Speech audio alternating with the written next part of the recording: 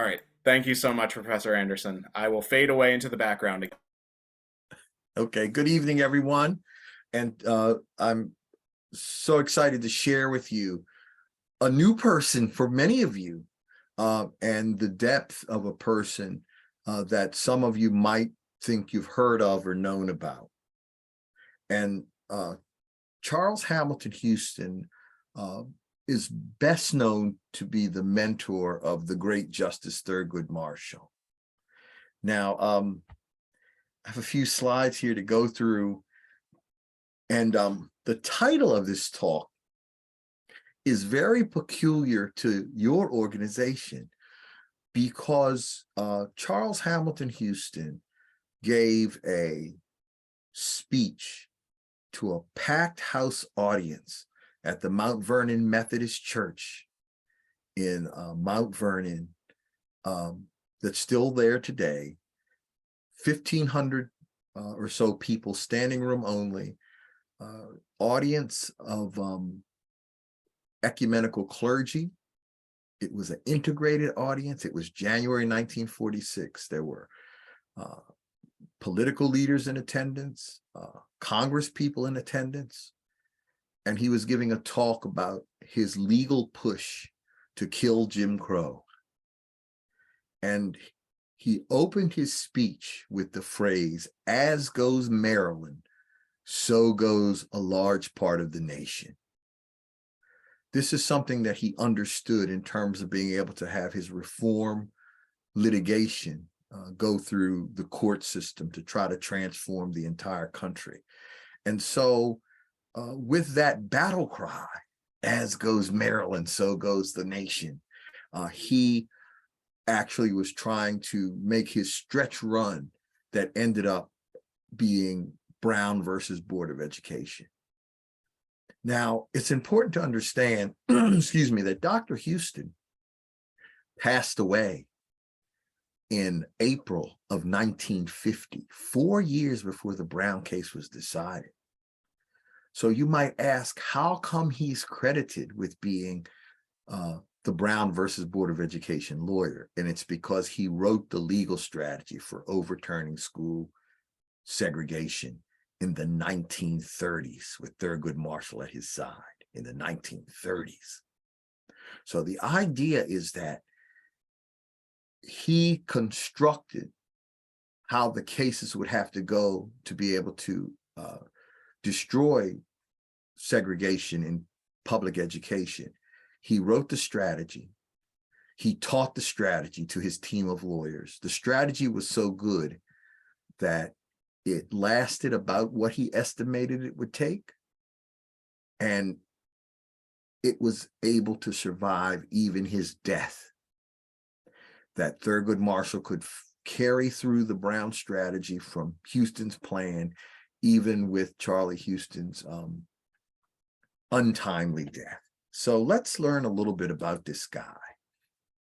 He's famous for saying that a lawyer is either a social engineer or a parasite on society.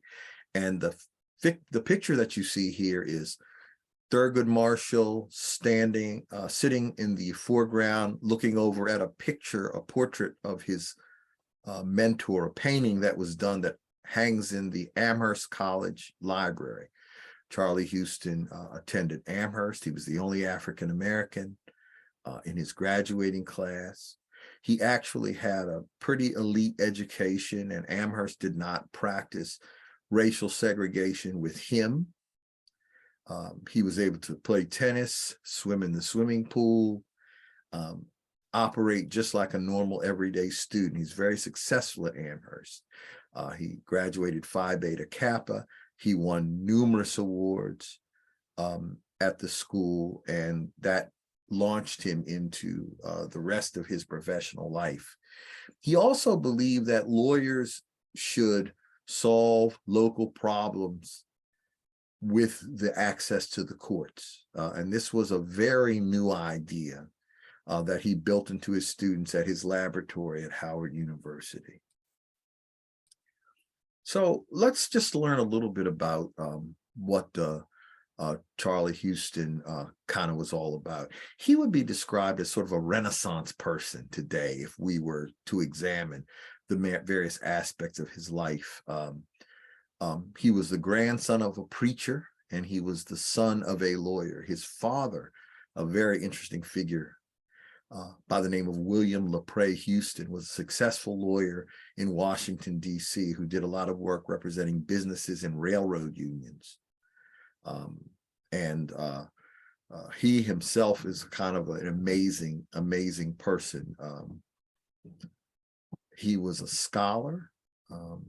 He earned not only Harvard Law degree, but he also earned a Doctor of Juridical Science, the first African-American to earn such a degree in the nation. He received something called the Sheldon Traveling Fellowship, that he was sponsored by his teacher, the legendary Felix Frankfurter, who ended up serving on the Supreme Court of the United States. And in this Sheldon Traveling Fellowship, he went to the University of Madrid in Spain and earned a second doctorate in civil law. He was a piano player, singer, and poet. He was a very good piano player indeed. And he was a person of letters. He received a fantastic liberal arts education at Amherst, and he enjoyed all aspects of the fine arts. Of course, we know he was a practicing lawyer, both in private practice and his civil rights work. He was an incredible mentor. He had exceedingly powerful mentoring skills. He was a soldier in World War I, served in Europe. In France during World War I, he was a community organizer. He did community organizing right here in Baltimore and Maryland. He was a revolutionary thinker. He was very far ahead of his time with respect to where he thought the law could carry society. He was a husband, a father, and an international traveler. And I say here, a lover of mankind. He spoke 3 languages fluently: German, French, and Spanish. And so these were some of the things about this person that help us understand how fantastic a change agent he was. This picture here is of the original letter from the family files inviting him to be a member of the Harvard Law Review in 1921. First African-American to be a member of the Harvard Law Review. Of course, the second was Barack Obama, who was the president of the review. Now, some Baltimore connections, okay? The legendary Mitchell family, Juanita Jackson, before she was Juanita Jackson Mitchell, was Charlie Houston's youth director. Charlie Houston was the first legal counsel to the NAACP. It's a position he created. Walter White supported that litigation advocacy program and that strategy, and he became the full-time lawyer for the NAACP. Prior to that, he was the dean of Howard Law School for many years. Now, Clarence Mitchell Jr., who ultimately became the chief lobbyist for the NAACP, and sometimes known as the 101st Senator. Of course, one of our downtown courthouses is named for Clarence Mitchell Jr.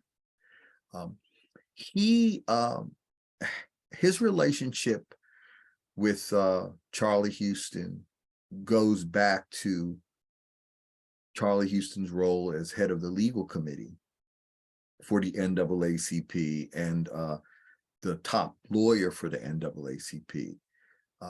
His relationship with Juanita Jackson, Lily Carroll Jackson's daughter, goes back to the national office in New York, and Charlie Houston and Juanita Jackson, their offices were beside each other in New York for the entire time that he was in charge of the NAACP. And the correspondences and the relationship between the two of them shows a strong community activist and community movement between the two of them, and also with Juanita's mother, Lily Carroll Jackson.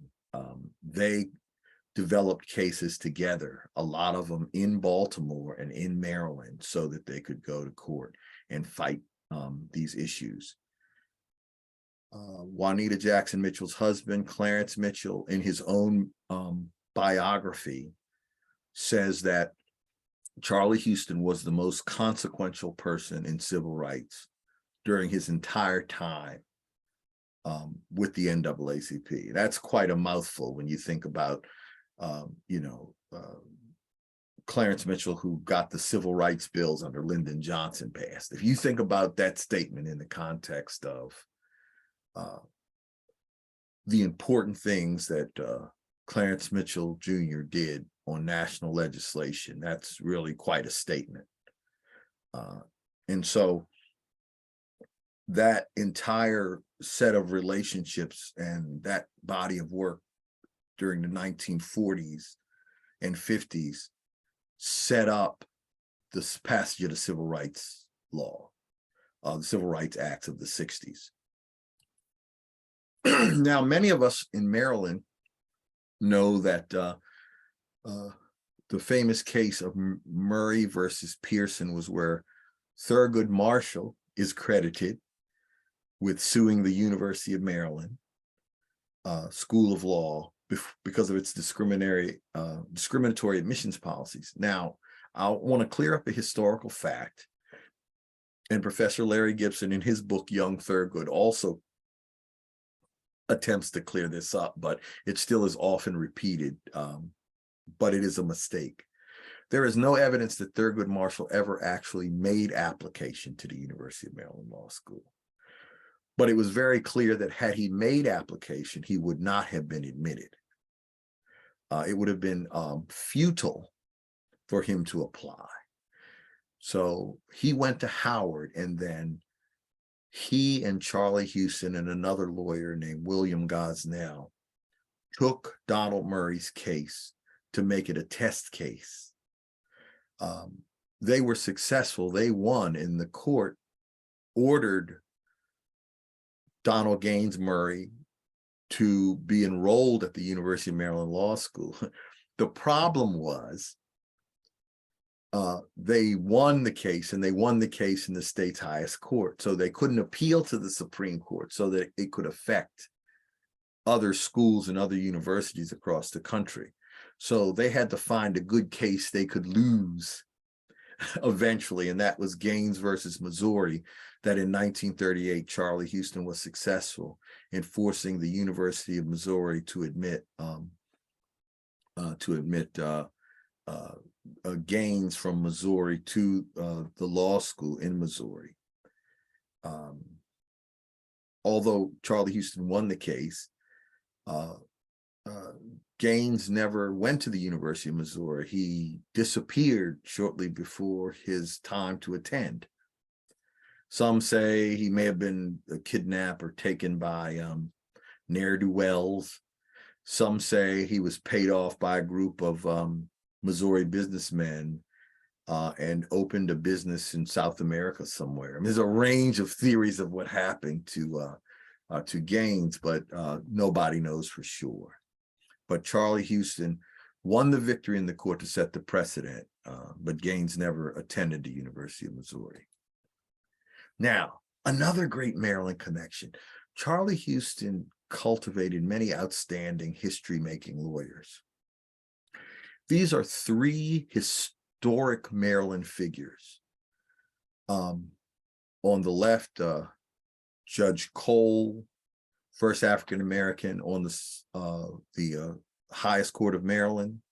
He also is the first African-American senator to be elected to the Maryland legislature. In the middle is Milton Allen, great lawyer who was the first elected state's attorney of Baltimore City. Indeed, Milton Allen was the first elected state's attorney of any major city in the country. Robert B. Watts, who was a lawyer and the judge in Maryland, he was the first African-American admitted to the Maryland State Bar Association, not the Maryland State Bar of first lawyer, but the association, the Segregated Bar Association of Maryland. He was admitted in 1960. What did all three of these gentlemen have in common? They all were mentored and personally, directly worked with Charles Hamilton Houston. Judge Cole attributed his motivation for his entire professional career, from politics to lawyer to judge, to Charles Hamilton Houston. He commented when he was sworn into Maryland's High Court in 1977 with respect to Houston, "We sat at his feet." That was the description that Harry Cole gave about Houston's motivational power.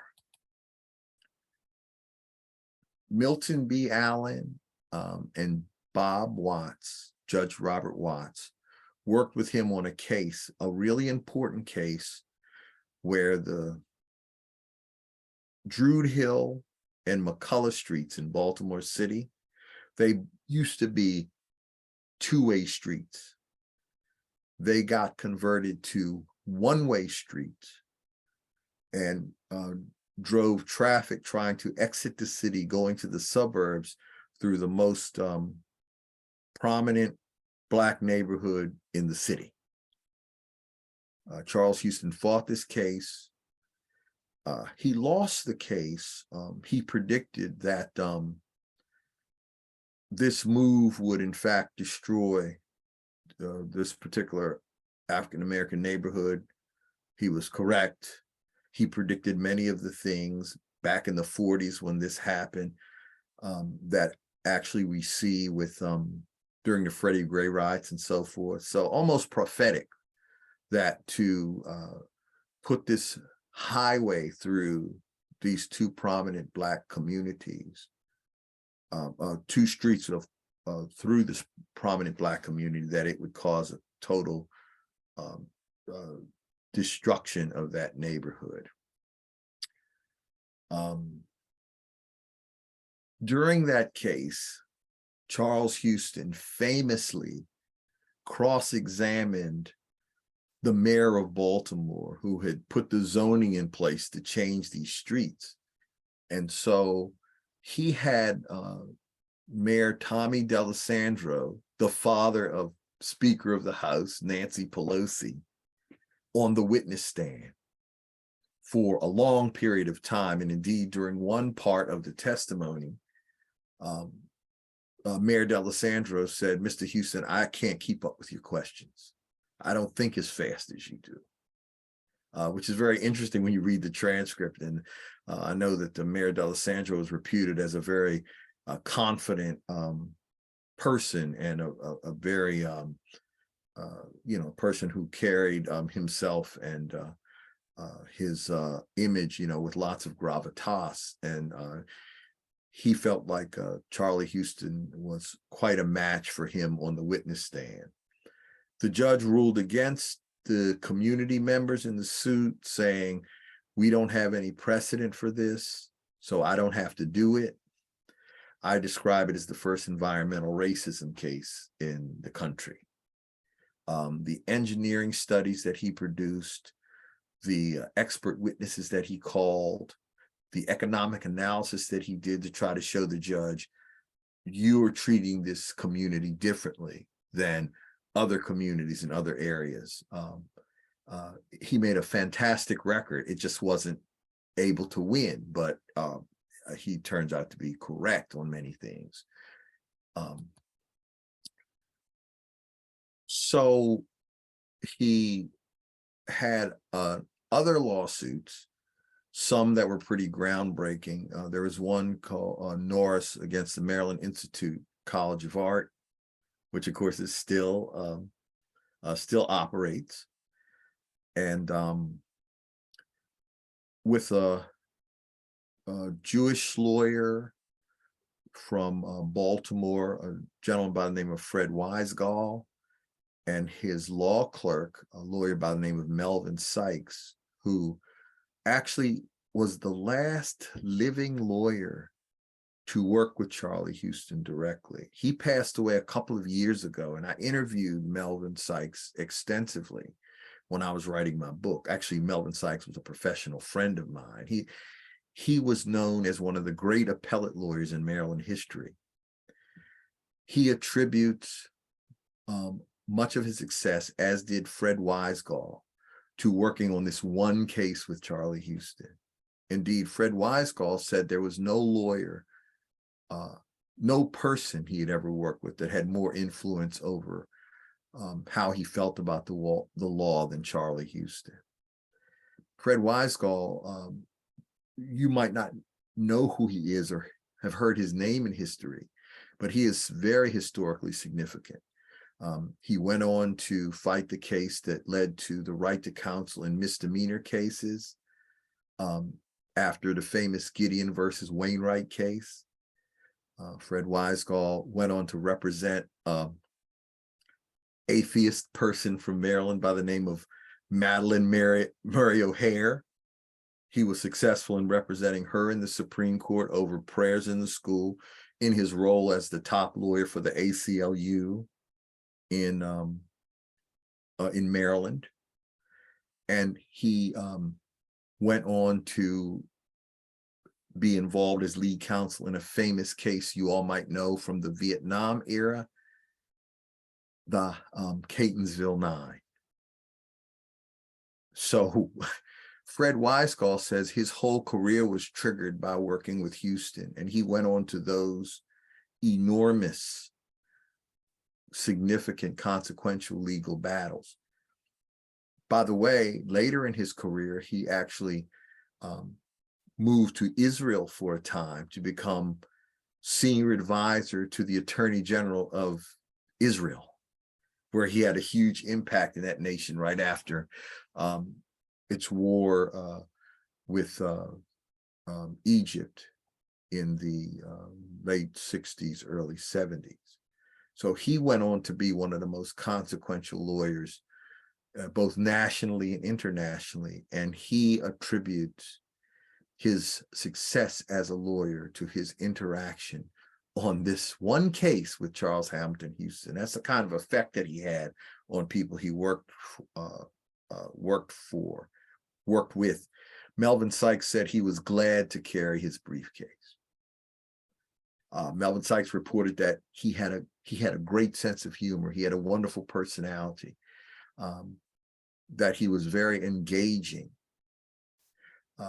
Personality traits that do seem to go along with good lawyering, but this is the impression that he leaves on many people. So if you want more, there's more, and some more surprising things. Many of us have heard both in the past and recently about restrictive covenants and housing discrimination and redlining, all hot topics for the current day. Well, Charles Hamilton Houston not only wrote the strategy in Brown versus Board of Education, but he wrote the strategy and he litigated the famous Shelley versus Kramer case, the housing discrimination case that spanned 5 different states, and the Supreme Court overturned the restrictive covenant in 1948. One of the most incredible pieces of legal work you will ever see. He assembled psychiatric, psychological, and sociological reports and data regarding the impact of discrimination in housing. He assembled economic data with economists, all this in the record. He had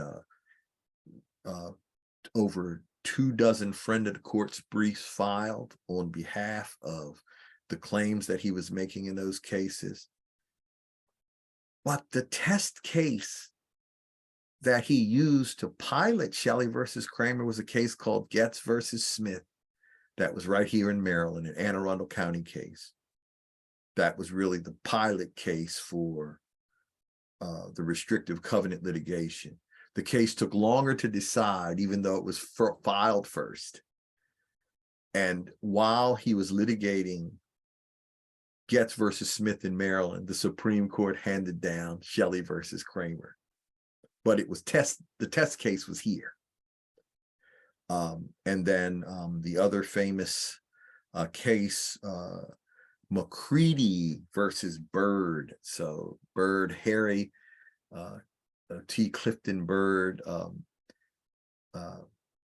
Curly Byrd, as he was often referred to, who was the longtime president of the University of Maryland. He also was a staunch segregationist. And he attempted to keep the University of Maryland all Caucasian for as long as his professional tenure. But finally, in the McCready case, McCready was a nurse, an aspiring nurse who wanted to go to professional school. And she was the first plaintiff in a series of cases against the University of Maryland's downtown campus, medical, dental, etc. And pharmacy, they had defendants for each of those schools, but the McCready case was the first. And Charlie Houston had to get out of his sick bed to try that case. He died 10 days after he won it. This is why Thurgood Marshall had such anger with the University of Maryland and wouldn't come to the dedication of its library.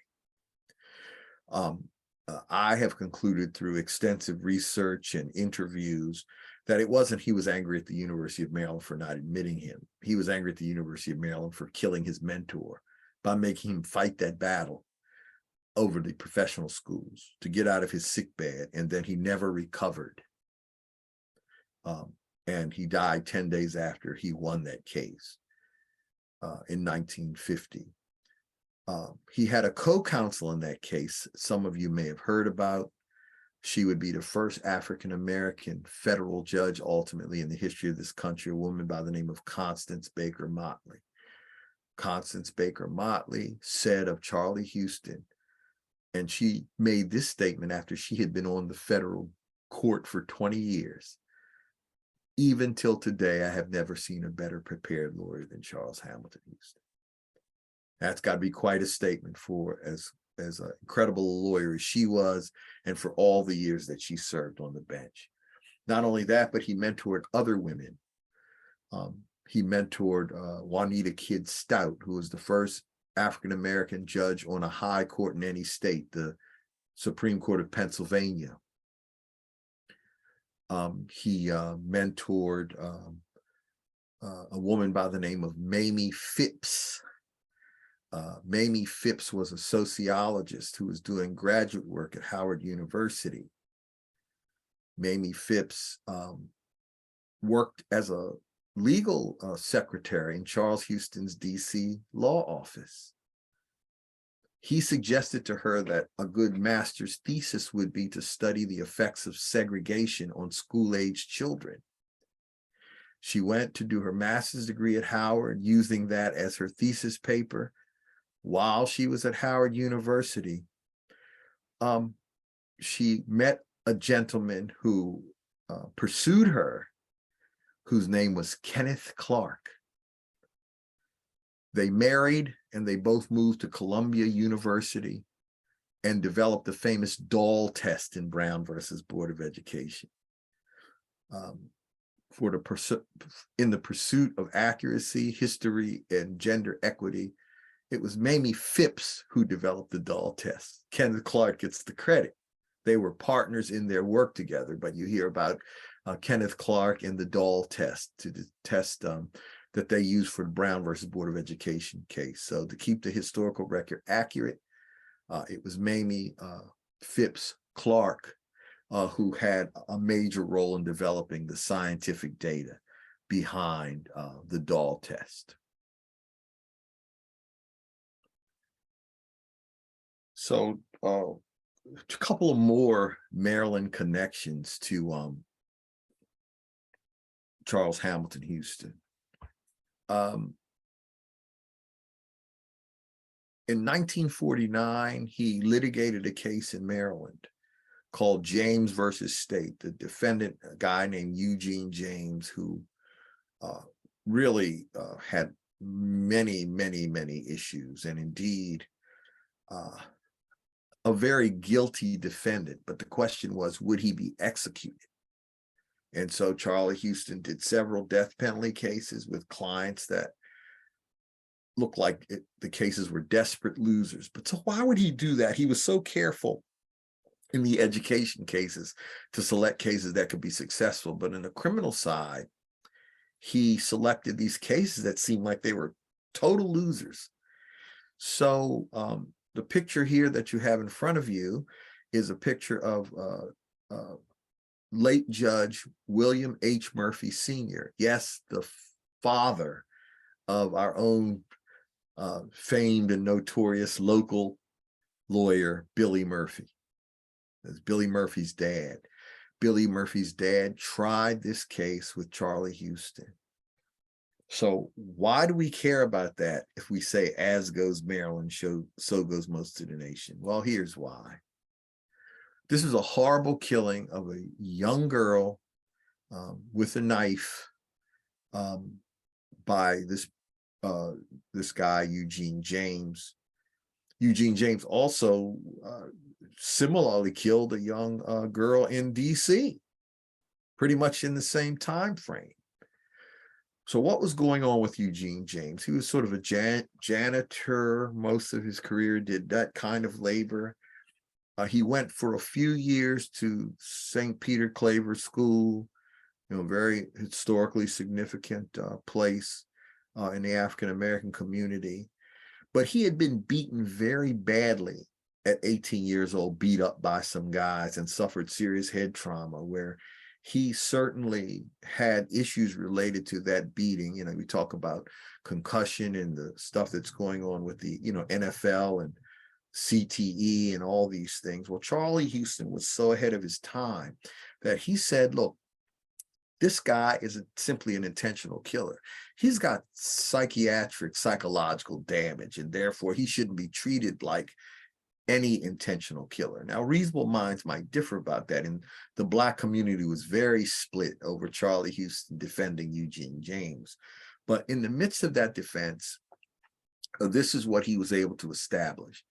He was able to establish that Eugene James had a mental age of about 10 years old, that in IQ testing, his IQ range was between 60 and 65 at best, and that because of this, the psychological and physical coercion of the police interrogations over the course of 2 days should have rendered his confession inadmissible.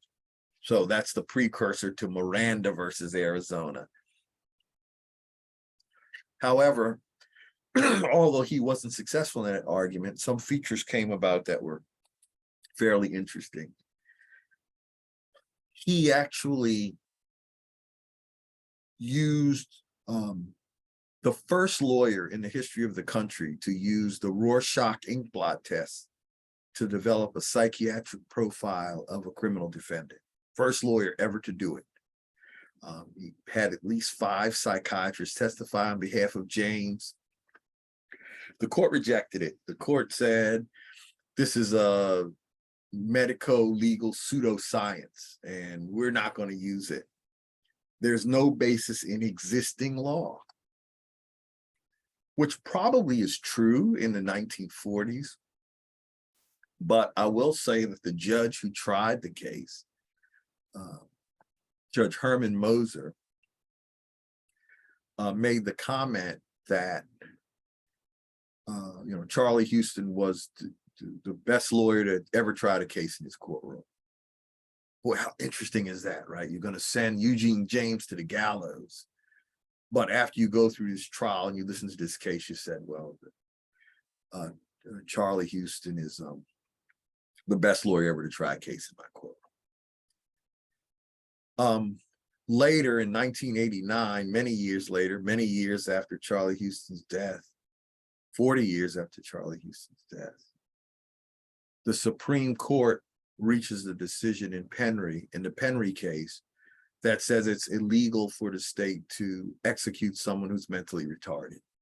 Eugene James most assuredly would have fallen under the rule of Penry had it existed. That's how far ahead of his time Charlie Houston was. And when I looked at the original research and records, I was able to see in the files expert witness agreements that he had drafted for experts to sign that he would engage in cases. I just, you figure these are working files of his law office from the 1930s. How far ahead was he? Just a couple of things, and I'm very happy to take questions.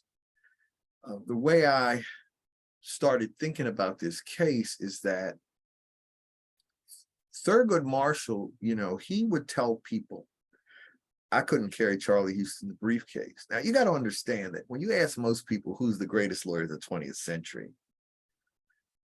they will say, Thurgood Marshall.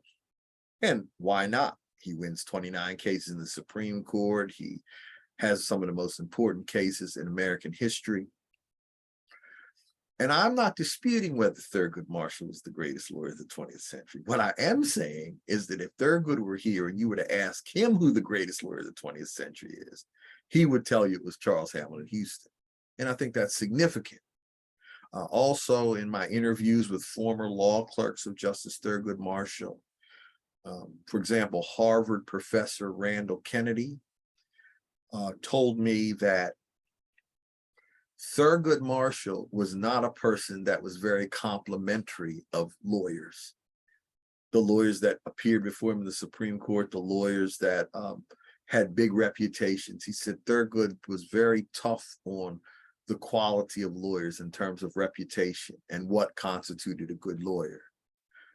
But he revered Charlie Houston. He said that should tell you a whole lot about what he felt about Charlie Houston. And so I think it's important in contrast and in comparison to say, this is why I characterize him as a genius for justice. Let me say a couple things before I open it to questions. That this book would not have been possible without the help of his late son, Charles Hamilton Houston Jr., who wrote the foreword to the book. He died of Parkinson's a couple of years ago, but he was a historian and taught history at Morgan University. And we walked through all these documents together while he was able to get this history done.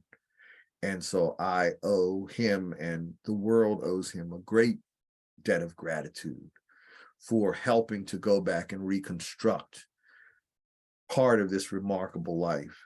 People ask me, well, how good a lawyer was he? Well, I was a pretty good lawyer. I did some things. I think Thurgood Marshall, a pretty good lawyer. He did some things. It took me 14 years to describe this man's 25-year legal career. And that's all I'm going to say about that. I'm going to say that the depth and the contours, and quite frankly, I'm trying to give other scholars around the country parts of what I couldn't get to. I'd have to live to be 300 years old before I'd be able to describe the depths of what he was able to do in his 25-year career. One final thing is that at least 10 lawyers who he mentored have received from various presidents the Presidential Medal of Freedom. I am making a push that he should posthumously receive the Presidential Medal of Freedom. How do 10 of your mentees get it and you don't get it? In the interest of full disclosure, towards the end of Barack Obama's presidency, there was an attempt to get this suggestion before President Obama. Unfortunately, my friend and mentor, Congressman Elijah Cummings, before that process could be finished, became ill, and we were unable to get that across the finish line with his sudden and aggressive illness. And so I think that I'm putting my efforts into taking a shot, because I think historically correcting historical oversight is a big part of being true and accurate to history. And I'm fully engaged in doing that with Charlie Houston and others. And so with that, I want to thank you all.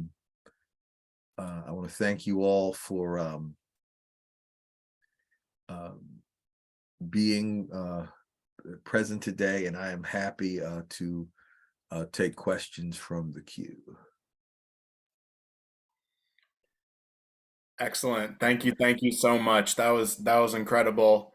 I already learned so much. I know I have a bunch of my own questions, but I'll cede the floor to fellow folks here. So once we get through a few of the questions that are in the chat, if you folks are welcome to unmute themselves and ask the question themselves if they would like. But I'll go ahead and start with Linda Morris's question in the chat, which is, can you speak about the Williams versus Zimmerman case that resulted in Baltimore County providing high schools for Black children? Wow, what a fantastic question. So Williams versus Zimmerman was the real precursor to Brown versus Board of Education.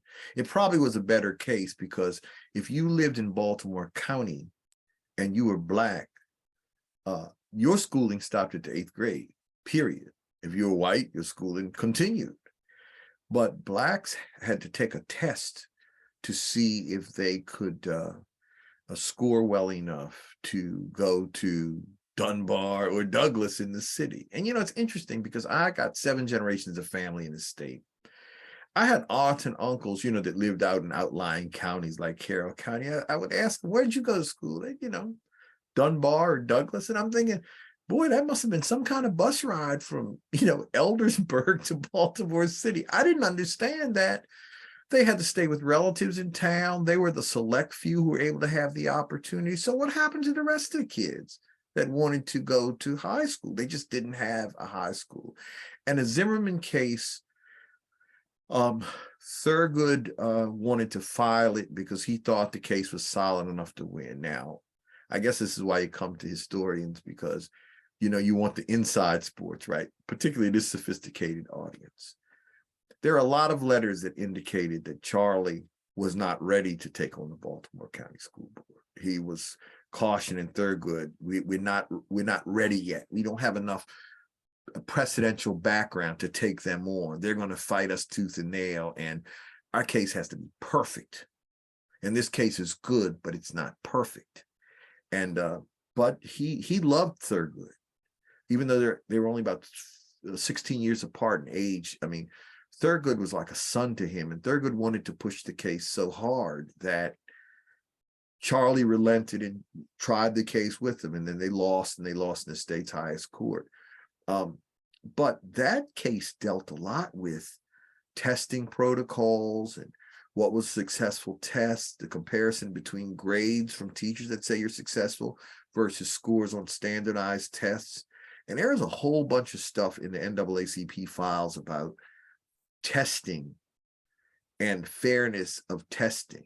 Now, the strongest argument in the Zimmerman case was, if you're white, you don't have to take a test to go to school. You just go, which of course seems to me a correct argument. But the court said, no, Baltimore County gets a right to choose a process, and there is access to high school through testing. That really was what Thurgood and Charlie Houston worked on, to try to find cases that would show separate could never be equal. I mean, there are a lot of places in the Deep South, there was no schooling.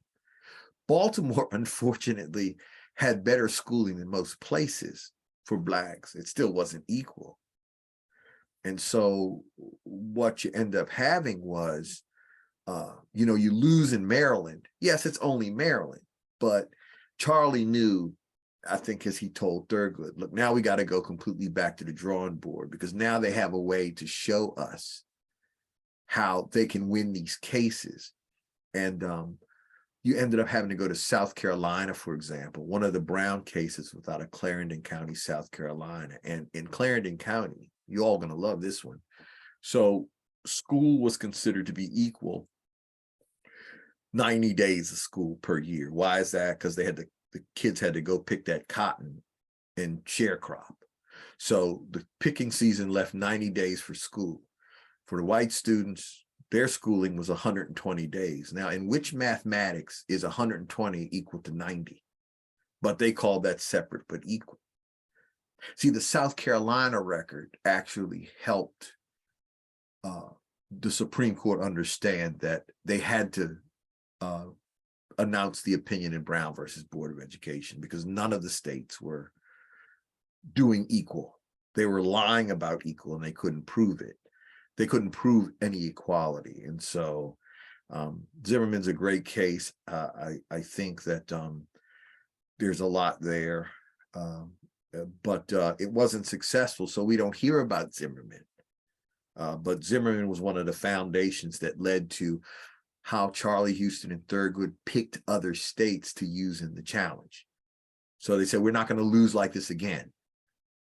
You know, we're not going to let them come back in and say, well, she needed 4 more points on the test. And they said that's equal access to education. She just didn't score high enough when the white students had to take no test at all. So that's the Zimmerman. So that's a great question. Thank you. Any other questions? Thank you, Linda, for that question. We also have in the chat from Deborah Weiner, what was the legal argument used by Houston to win the Murray versus University of Maryland case, and how did that relate to the strategy for Brown versus Board? Excellent. Yeah. So Murray, so at the time when Murray filed his lawsuit, Houston was still reluctant about taking on the University of Maryland. He knew that how strong a segregationist Curly Bird was. You know, he was a guy from the Eastern Shore. He's exceedingly comfortable with segregation. He just took it as a way of life, and he was willing to have the university regents convinced that he could keep the University of Maryland, all of it, lily white. The argument he used was pretty simple one. Now, you all think about this, right? At the time, you didn't have to technically have an undergraduate degree before you would apply to law school. Now, actually, that's still technically true today.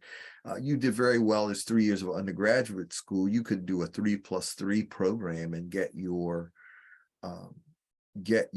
bachelor's degree after your first year of law school. But most people apply with a bachelor's degree. So understand, during this period of time, most of the students at the University of Maryland who applied to go to law school generally applied with 2 years of college, maybe 3. Donald Gaines Murray had a bachelor's degree from Amherst, Charles Hamilton Houston's alma mater. He made the simple argument that, you know, half of the class doesn't even have their bachelor's degree, and this guy, Donald Gaines Murray, has his bachelor's degree from an esteemed institution. How do you tell him no? The only answer that they were left with was because he's Black. It's the only answer. In fact, under oath, Pearson, the president of the University of Maryland, and the dean of the law school, both testified that if he were white, he would be admitted. And Charlie Houston, in the transcript, goes through each nationality to see what the answer would be. And he's, you know, Filipino, Chinese, Indian from India, right? And they answer yes, yes, yes, yes. Negro, no. And so the judge, he says, I don't really see where I have a choice. If you're saying it's only racial and there's no state university to go to law school, he's entitled to learn to practice law in the state where he lives. And unless you're going to build a whole law school just for him, you got to admit him to the one that you have. He's a taxpayer. His father was a bishop of a prominent Baltimore City church. I mean, they're like, well, why can't he go to the school that his family pays taxes to support? And so that was the argument that was used, and the record was so perfect because the witnesses couldn't understand how silly their own racism was. For example, at one point in the testimony, the Pearson makes the argument that he's very upset with members of the Black community who keep insisting that their children get a college education. They need to do things more in line with their skill and what their reasonable future should be, as laborers and such, craftspeople.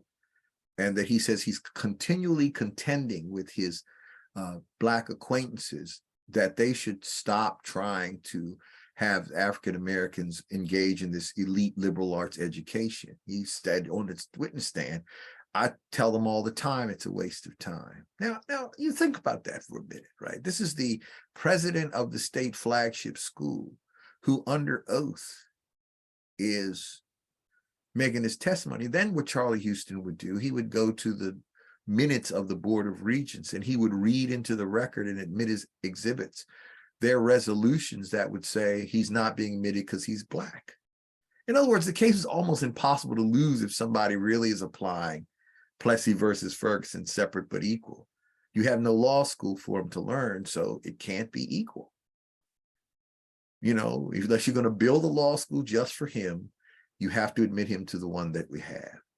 And paying his tuition to go to Howard, which was the other option that Curly Byrd tried to develop, is not enough. Now, let me just say a couple of things about that. There were a lot of African Americans who gladly took the tuition to NYU and Columbia and places in other parts of the country who would, in fact, let them attend. But there was not enough scholarship money to go around. And the truth of the matter is, it should be the choice of the student, not the choice of the university that says, get these Black people away from me and let them go to school somewhere else. There were a lot of schools in the North who would accept students of color, but very few that really could take advantage of it because there wasn't enough foundation to get many of them through the pipeline, and there wasn't enough scholarship money to pay for all of them who would have wanted to go. And so what Charlie Houston did is he built this architecture that demonstrated that they never were going to make it equal. In fact, this is a pretty jarring fact. There wasn't a single African-American student, male or female, attending any public university, state university that wasn't segregated in graduate school in the entire country. Now, you want to talk about a jarring fact. If you wanted to attend a majority white university and you were African American and you were even a taxpayer in that state, you were not permitted to go to any of those places. The final insult, Curly Byrd developed something called an interstate compact in 1948. So this is the McCready, the real problem with McCready and why Charlie Houston got out of bed to try it, because he had to make sure that it was dead and it stayed dead. Curly Byrd came with this idea that if he would get together with the southern states and he would put a law school in one state that was all Black, and he put a medical school in another state that was all Black, all the states would chip in to make sure that there would be enough spots for people who wanted to go to the graduate school, but he would keep them segregated. So in other words, he said, if separate but equal is the issue, okay, we've blown the equal part, but we can fix that. The way we fix that is all the states will chip in that want to segregate, and they'll put a professional school one place or the other, where we'll just send all the Black people, and that will satisfy Brown, and that'll satisfy Plessy versus Ferguson. And Charlie Houston knew that if that interstate compact was deemed to be constitutional, that they could never go forward with school segregation. So he got out of his sickbed to undermine that and I say this in a way sort of tongue in cheek, but actually trying to give respect to how evil it was, to this sinister but ingenious strategy, right? And so he knew that he had to make sure that the record was so tight that it couldn't survive. And the state of Maryland actually did try to take it to the Supreme Court. And the Supreme Court rejected certiorari in that case. So that is review. Supreme Court rejected review of the case. So that's how he won Murray, and that's how he won McCready. It was really the same argument, but just in different eras. So when the students actually, in an organic movement, petitioned to have Bird's name removed from Maryland's football stadium, that's another example of Houston's reach into this century. You know, students discovered on their own about the former president and said he doesn't deserve a place of honor on our big athletic facility, and you need to take the name down. And President Wallislow, in his wisdom, said it's time to move on from who he was and remove his name from a place of honor. And so I find that to be gratifying because it's a student-led movement.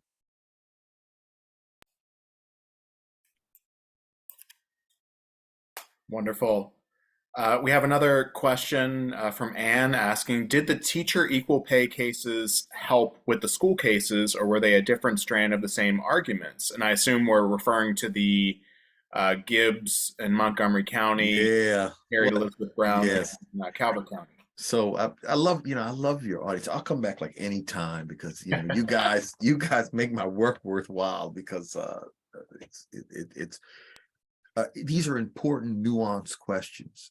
So Gibbs, the Maryland case, the Maryland teacher pay cases, these were Thurgood loved these, because he could go into court and say, Exhibit 1, teacher pay card, white. Exhibit 2, teacher pay card, black. And it was about half for the same grade. And even under separate but equal, right?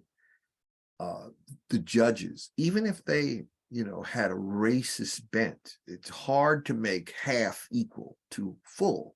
And the Maryland judges they still saw themselves as legal elites. They weren't like judges in Alabama who would just lie about the facts and just pretend they weren't there. Maryland judges wanted to actually look like they were doing their job. And when they were pressed, see, Thurgood, Charlie Houston recognized, because he said this in many letters to Thurgood, press them. See, I don't think they'll do it. So he dared them a lot. And he turned out to be right in many places, that when pressed, they wouldn't make themselves look like judicial fools on behalf of these customs, these traditional policies. But Charlie Houston had a brilliant argument in the Gibbs cases and related cases in various counties in Maryland. He didn't argue that the Black teachers' pay be raised. He said, no, I don't care if you raise the pay. You just got to cut the white teachers' pay in half. I mean, you know what? You're talking about brilliant strategy. And of course, you know what happened. Those white teachers went home to their politically lined up husbands and whatever and said, I know you're going to have them put my money back, right? And that's how it happened. That's why a lot of those cases settled. After the first one fell, other places, though, it wasn't as successful. So, Charlie Houston spanned out across the country. So in Virginia, they had the same issue, of course. But in Virginia, they would fire the teachers and they would thumb their nose at anything that the courts would do. And they said, we're not going to do it. He had to go down to Virginia and try to raise money for the teachers that he knew was going to be fired once they challenged their unequal pay. So he would go organize the community, go to a teachers meeting, maybe on a Thanksgiving weekend when the teachers weren't teaching, and he would raise a few $1,000s for the ones that would sign the suit, because he knew they were going to lose their jobs the day after they filed it. And he came back to Maryland because it's like, I can't raise enough money to pay for all the fired teachers, for example, in Roanoke, Virginia. But in Maryland, if I can press a judge not to look silly, the judge would simply order that the county do something about it. And there are all these correspondents with the county scrambling to say, I've got to go to the county council to get the money to pay this. You know, you have to give me like 6 months. And Thurgood saw that as Thurgood and Charlie Houston saw that as a victory. One of the legendary lawyers in Maryland, William Marbury, recounts in his own memoirs a story about how Thurgood is in one of these settlement conferences in Calvert County, and they're going back and forth about what to do about this teacher pay case. And so it's interesting, right? You look at the source of these white lawyers, establishment lawyers who worked with and watched Charlie Houston, the way they tell the story, right? To me, that's very much self-authenticating detail, right?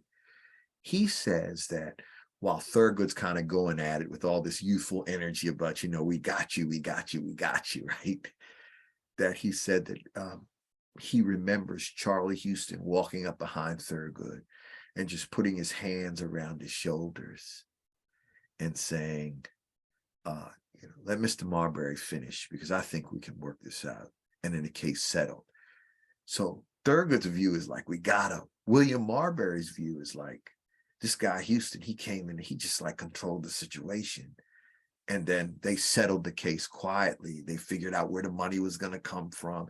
And this was something that was really interesting to me to watch, how prominent white lawyers responded to Houston and how he did things. And that was something worth following. And it goes both ways. So Fred Weisgall, who is, you know, famously the young lawyer under Houston's tutelage for this Maryland Institute case, there are nasty letters going back between the local NAACP and Houston about Weisgall's participation in the case. And Marshall told the local NAACP, if he's not lead counsel in the case, I'm taking my name off the brief. I'm not doing this case unless he is on the case with me. And, you know, you read these letters in real time, you go say, boy, this is why people were willing to fight to the death with this guy, you know, because he got it. He treated people as individuals, and he brought all this excellence into this room. And when I tell you that, how much, even in my professional career, I revered Melvin Sykes, and had always, you know, he was always good on racial issues, and he was always good on inclusion during like the early part of my career. And, you know, he was this almost legendary figure for Maryland lawyers. I would say that when I talked to him about Charlie Houston, I figured it out. The greatest lawyer he had ever seen was this African-American lawyer who couldn't eat with him in a restaurant downtown. And this irked great lawyers. And that goes over, that's all of the, Herb Wexler, the founder of the, one of the founders of the lead people in the American Law Institute, he tells the same story. I would go to the Supreme Court and this guy would make a remarkable argument, and we had to walk all the way to Union Station to have dinner because he couldn't eat anywhere on Capitol Hill. And Herb Wexler said, this galled me. This made me ill, right? You think about that, right? Great lawyers are sitting there saying, this guy's better than me and he can't even eat with me. What sense does that make? And so that's a part of the story I try to bring out. Any more questions? Thank you. So we'll take this one more question, and it aligns nicely with a quick comment that I was going to make. So Brian Morrison is asking, what was the issue in the Micah case? And I'll just briefly say, our speaker from last month, Dion Moses, was actually the creator of the Black Lives Project. Yes. So she actually went into some detail about some of those early cases and early black students at the university as well. So Yeah, nice little piece of synergy there. But it is. And so here's what makes the Micah case so interesting. Norris was a retired military guy. He was um, a machinist in the military, um, highly educated, skilled, done his military time, and he wants to come back and use his GI Bill to go to the art school because he's going to do. He probably was going. I think one of the areas that it looks like he was interested in was doing, sculpture. I mean, it's like, where are you going to go to do that, right? As an African American or any kind of artist who wants to do something like that on a high level. So Micah was the place. It's the only place he wanted to go and the only place he could do what he wanted to do. And so in that case, the Baltimore City Council gave each council person a scholarship that they could use to give someone to go to Micah. So, this is a great perk, right, for your political patronage, right? I get a scholarship to send somebody to the Maryland Institute, and I'm sure that it was a very sought after perk for a politician. What ends up happening is that he finds a council person that's willing to recommend him for the scholarship. And then Micah says, we don't take Black people. So he meets all the requirements, including a councilman who's willing to recommend him, including the skill to enter, including the educational background, far exceed what most, and they just say no. The reason they fought about it is because this is where Charlie Houston will never get due credit. This is before the accepted state action doctrine has been created, right? We know that when government gets involved with racial discrimination in a public way that's significant or substantial, they become a state actor, and then they are in violation of various discrimination rules. The court ruled that really the city council giving this scholarship through the council people was not state action, which means that it was immune from 14th Amendment review. Keep in mind, the reason Maryland was so influential to Charlie Houston is because in order for him to fight Jim Crow, he needed a state. The District of Columbia was a federal territory. But he would take that train to Penn Station and get off that train and litigate all these cases. He had law offices where he would get the lawyers together to meet on what they would do about the cases. The federal courthouse and the state courthouse were across the street from each other at that time. I mean, it was pretty turnkey and low expense. All he had to do was find the lawyers, pay the filing fee, and just keep, punching the state of Maryland, Baltimore City in the gut with these issues that they were always on the wrong side of the answer. And so the Norris case really represented a line that governments didn't want to cross because they were engaging in all kinds of backdoor discrimination by saying this is not state action. This is just some assistance we're giving to the school, and the school's discriminating on its own. We really have nothing to do with that. And that case was lost. I think it was Judge Soper wrote it. He had just won the Enoch Pratt case, where the only way you could be a librarian in Maryland is you had to go through their training program. And he won that case because they were like, there's no other way to become a librarian. You might be able to go to another law school, another art school, but you can't become a librarian in the Baltimore system unless you go through the Pratt program. So he won that.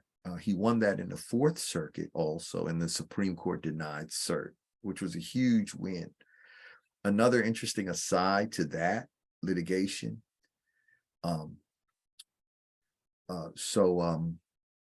While that litigation was going on, Fred Weisgall was down in the federal court in Baltimore City watching Houston win the Pratt case. I mean, he went as a fan. I've got all kinds of letters in the file of white lawyers writing to Charlie Houston about seeing him do a case and say, I've never seen anything like what you did. And everybody says that, the reason the case was won was clearly due to your merit. I mean, I got stacks of letters from these people who don't even know him, who write to him. about his expertise in the case. Well, Fred Weisgall went to see him do the case. And then when this Norris case came his way, because Charlie Houston had no connection with Norris, the case came to Weisgall. He took the train to DC to Houston's office to say, you don't know me, I'm this new lawyer starting out, and I've got this guy, and I think he's been done wrong. Will you help me? And Charlie Houston looked at the case and says, yes, I will help you. And he came back and forth on that train to work that case. And when the NAACP was trying to kick the Jewish lawyer out, Charlie Houston said, well, I'm gone. Either he stays on the case or I'm gone. These are things that never made the paper, never made the press. But when you look at the file, it just makes your mouth drop open. And so does a lawyer like that go on to do legendary things in his career? It, says a lot about the influence that Charlie Houston had on other people, other lawyers. So, more to tell, more to do.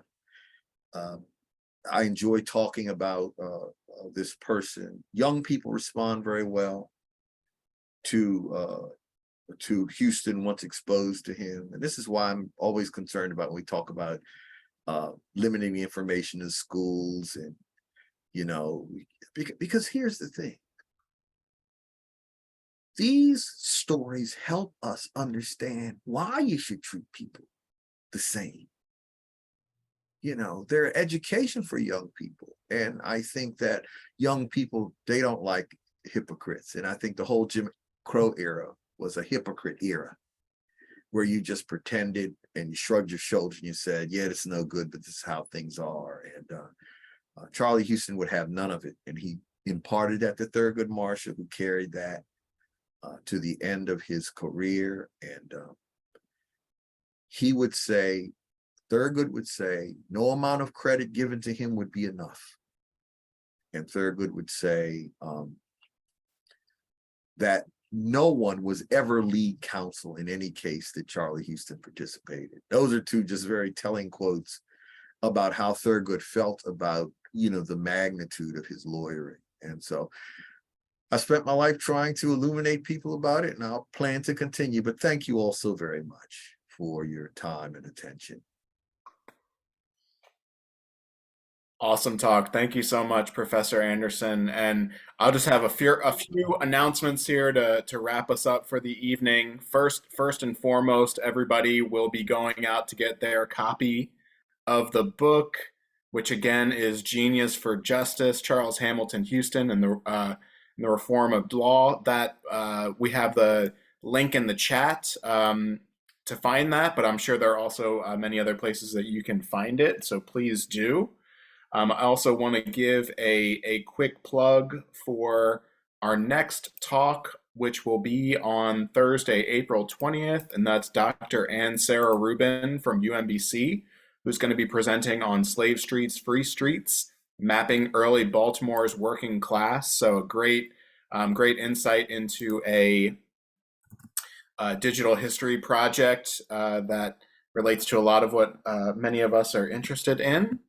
But thank you so much again, Professor Anderson. This was incredible. I'm just gonna save all of my questions until I get to meet you in person. But that'll be a wonderful opportunity. And then one more thing that I will just plug on behalf, put on my Maryland Center for History and Culture hat real quick. Also on April 6th, we have a really incredible evening program coming up where we will be focusing on our Passion and Purpose Voices of Civil Rights Activists exhibition, which gives us insight into some of this background on these legal cases. And we'll also get a chance to meet folks like Judge Robert Bell, as well as Leo Burrow, some of our living legends here in the civil rights community. So come and check us out there as well on April 6th. But thanks so much for everybody joining us this evening.